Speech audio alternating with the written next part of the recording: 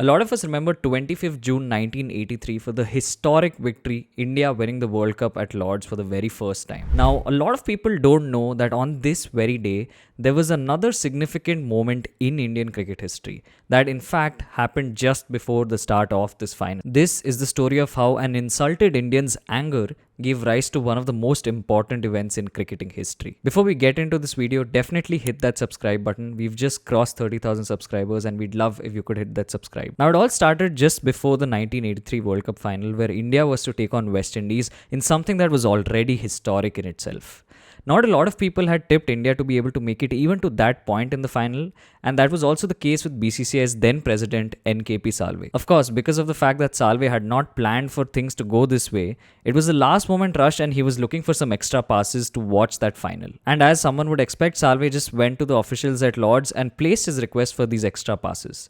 However, he was rejected. In fact, not only was he told no, but the manner in which he was rejected was something that kind of insulted and angered him. And this is where the ball was set rolling for what was to follow and how Asian cricket was going to dominate the world of cricket. Salve clearly had not taken that really well and it had not gone down with him, and he had decided right then and there that he would bring the World Cup to India. His vision was simple. Till now, all of the matches and the World Cup games that used to happen were mostly in England or possibly in Australia. What Salve wanted to do is take cricket out of these common places and bring them to a place like India or just the subcontinent in general. And to this accord, he started the very next day. After India had won the World Cup at Lord's, the very next day there was a celebratory lunch where there were dignitaries from a lot of different cricket boards. PCB chief Noor Khan was also there at the time, and NKP Salve went up to Noor Khan proposing this idea. And together the presidents of these two boards went to the president of the Sri Lankan Cricket Board, Gamini Dissanayake. They proposed the creation of a cricket council or an organization that would handle a lot of the cricket happening in Asia. And within 90 days of this conversation, on 19 September 1984, the Asian Cricket Conference, also now known as the Asian Cricket Council, was formed. Along with the likes of India, Pakistan and Sri Lanka, this conference also included Bangladesh, Malaysia as well as Singapore. And now with the vision in place, the basic idea for the Asian Cricket Conference was to hold a lot of tournaments happening within Asia and to involve a lot of the South Asian teams. What was needed from here on out was economic as well as infrastructural support. And this came from an extremely unexpected quarter. This is where the story moves slightly west to United Arab Emirates. Around this very time, there was a certain Abdul Rahman Bukhatir. Now what this man was a cricket enthusiast through and through.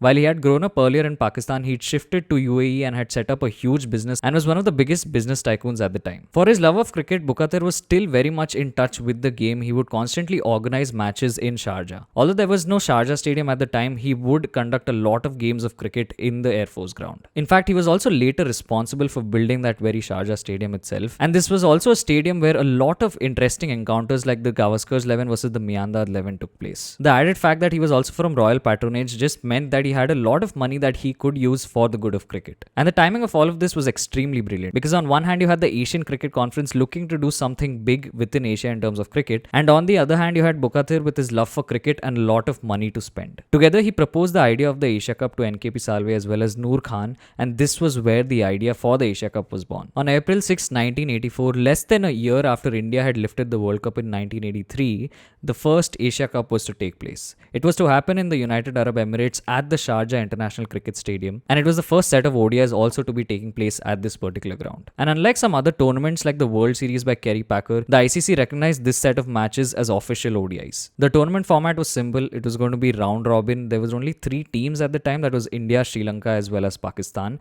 India eventually went on to win this inaugural cup in a final against Pakistan. This was also an event that was sponsored by Rothmans, and it was the first such proof of concept that a tournament outside just England like the World Cup could actually work.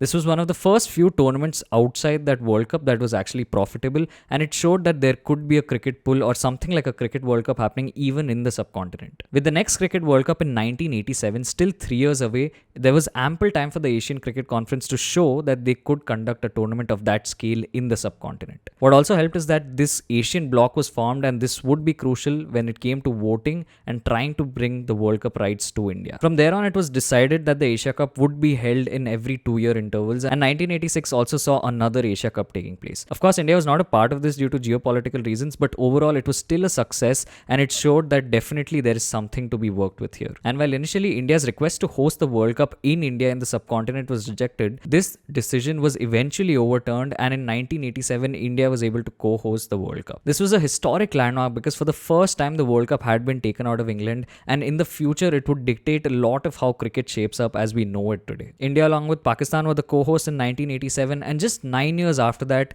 the World Cup was hosted in Sri Lanka. That of course was a more significant milestone because broadcasting rights also came into the picture, and that's where the powers completely began to tilt.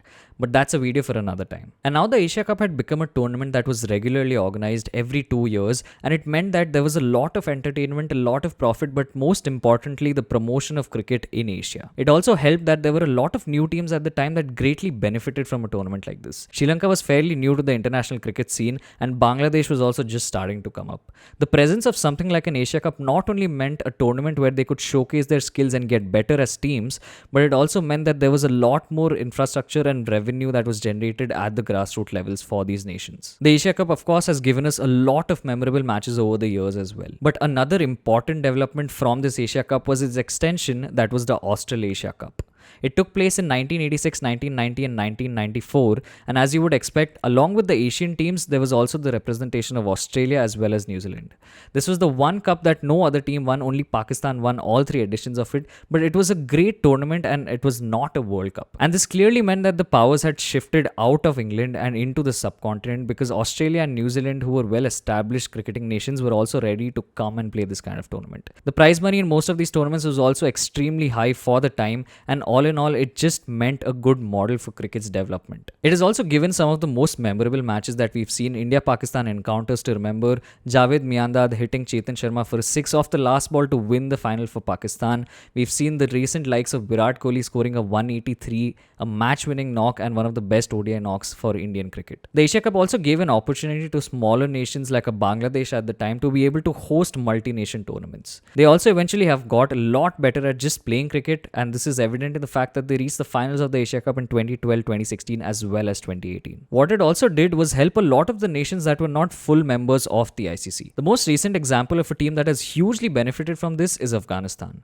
They first took part in the Asia Cup in 2014, and we've just seen how their meteoric rise in world cricket has been. Afghanistan by no means is a weak cricketing nation, and this is there for display not only in the Asia Cup but also in World Cups. In fact, even teams like Hong Kong and UAE were part of the 2004 and 2008 Asia Cup editions, and the most recent edition was Nepal in 2023. It is important to understand that while the ICC is conducting a lot of tournaments for associate nations, the kind of exposure they have is not at the same level as something like an Asia Cup. Very seldom will teams like Nepal or UAE get access to be able to play such high-level tournaments against quality teams like India, Pakistan, Sri Lanka or Bangladesh. And so even from the viewpoint of just development of cricket as a whole, especially in the Asian nations, this was a huge step. The 1990s of course saw Asia Cup being built up into a marquee tournament in Asia itself, and by the turn of the 2000s, it meant that this was a huge revenue source for the BCCI. With the broadcasting rights coming into the picture, this became an extremely important tournament. And the Asia Cup has even expanded now from just men's cricket. You of course have the women's cricket as well, but you also have emerging player tournaments, you have the under 19 versions of these tournaments,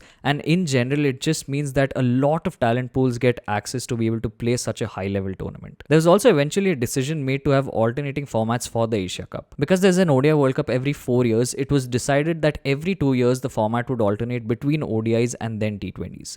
This time of course in 2025 we are going to be playing the Asia Cup in the T20 format, and in a very first this Asia Cup is going to feature 8 cricket teams. Even for these 8 cricket teams to be decided, there is yet another competition that takes place. While 5 nations in this Asia Cup 2025 were already decided because of the fact that they play test cricket, the 3 remaining nations in Oman, Hong Kong as well as the United Arab Emirates came through the process of this initial tournament. And this means the format also is going to be a lot more interesting, unlike some of the previous Asia Cups where we have 2 groups now, so there is going to be a lot of group stage encounters before you move on to the Super 4s where the top 2 teams from each group make it to the stage. And from there, in the Super 4s, the top 2 teams make it to the final. To think back to 1983, you would often associate it with the World Cup victory. But what a lot of people forget is that it was also a lot of effort from NKP Salve to ensure that cricket comes to India in the manner of the entire world. Today, the Asia Cup is a cornerstone for development of cricket in Asia as a whole. It's given rise to so many things in cricket, and it has shown the importance of having populations and having broadcast rights. It is crazy how just the rejection of a few passes and the insult that was given to NKP Salve eventually led into what a big tournament the Asia Cup is. This is our video on the Asia Cup and what it eventually took and the series of events that took place for the Asia Cup to come into limelight. This entire series of events will go down as one of the most important events in cricketing history because it meant that the power shifted out of England